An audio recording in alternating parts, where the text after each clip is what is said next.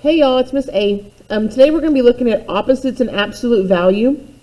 What I would like you to do today is take some notes over this video and then shoot me a picture in my email in Canvas or join me on Zoom and show me your notes so you can get a free 100. It's just one page, it's not that much, and the most writing is right here. So write them down, get a free 100, and follow along with me.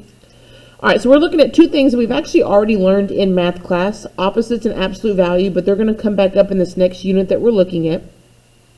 So the first thing we're going to look at is opposites.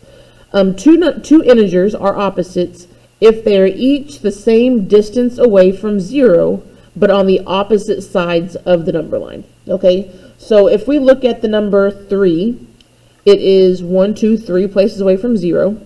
And then on the other side, 1, 2, 3 places away from 0 is negative 3.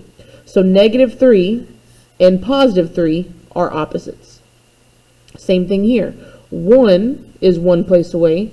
On the other side, 1 place away is negative 1. So 1 and negative 1 are opposites. It's that simple. Just the opposite of any positive is the negative. The opposite of any negative is the positive. All right, so right here, we're going to have a couple examples. We want to write the opposite of 2. So the opposite of a positive 2 is negative 2. The next one we've already done. The opposite of negative 3 is positive 3. Number 3, the opposite of negative 6 is positive 6. And the last one, the opposite of positive 10 is negative 10. It's that simple. The opposite of any positive is a negative and vice versa, because they're equal distance away from 0. And the other thing we're going to talk about is absolute value. Absolute value by definition is the distance away from 0. And it's always going to be positive because we don't measure distance in positive versus negative. It's always going to be a positive value.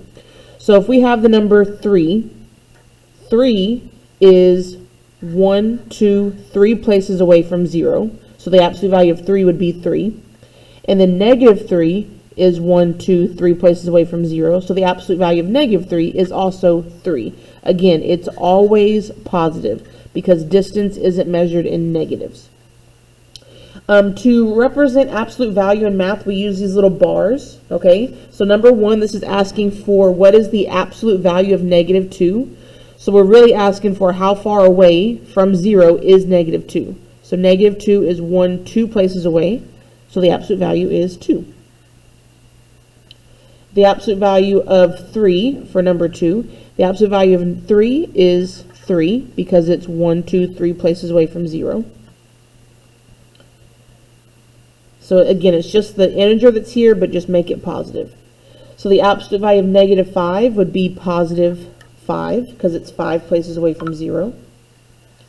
Number 4, the absolute value of 6 is 6. And number 5, the absolute value of negative 10 is positive 10. And number 6, did I say number 6 twice? I think I might have said number 6 twice.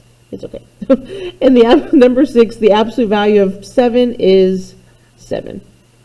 And that's it, guys. Absolute value and opposites are really super duper easy. Don't make them harder than it needs to be.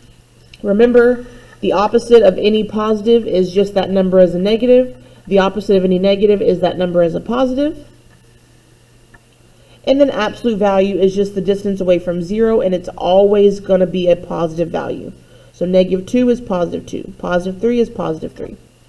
Hopefully this makes sense. If y'all have any questions, don't hesitate to ask. Y'all have a great day, and I'll talk to y'all later. Bye, guys.